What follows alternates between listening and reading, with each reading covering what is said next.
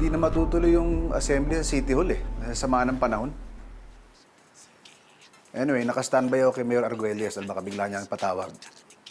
Just let me know, okay?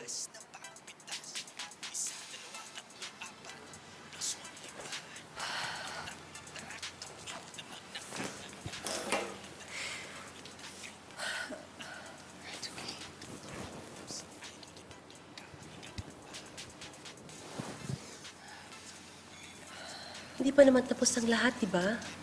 Hindi ko nga maintindihan na eh. Malinaw naman na napatunayan niya yung kaso niya. Matinong huwes si Judge Esguera. Kung kinonvict niya si Pepe, malamang guilty talaga yun. Daniel, will you stop gloating? Your sister's heartbroken. Sorry, sis. You'll get over this. Sorry. Dito sa Mabuhay Bridge, isang prison vehicle ang siyang naaksidente at nahulog sa kayulugan ng Pasig. Isang convicted criminal na si Jose Paulo de Jesus ang siyang nakasakay at pinaniniwalaang na-trap sa loob ng sasakyan. Diyos ko, si Sa ngayon, Pepe. pinaghahanap ng mga agents ang sasakyan na nahulog at inanod sa rumaragasang tubig dahil sa masamang panahon. Magbabalik po kami.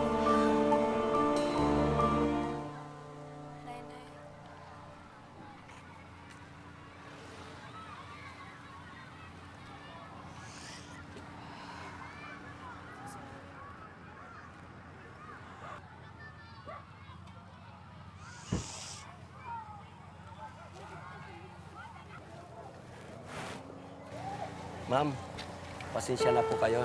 Hindi na namin nakita yung sasakyan. Malakas kasi ang agos. Hindi. Hanapin.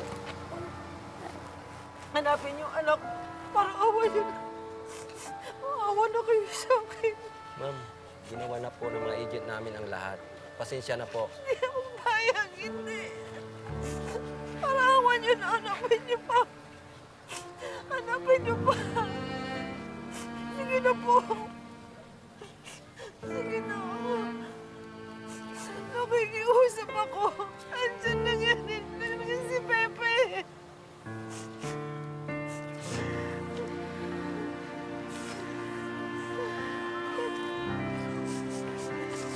Pepe.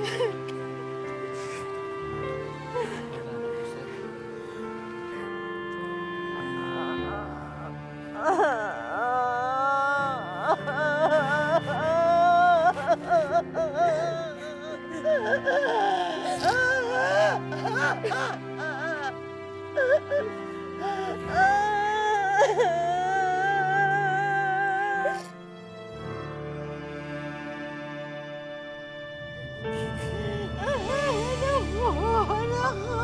Anak ko!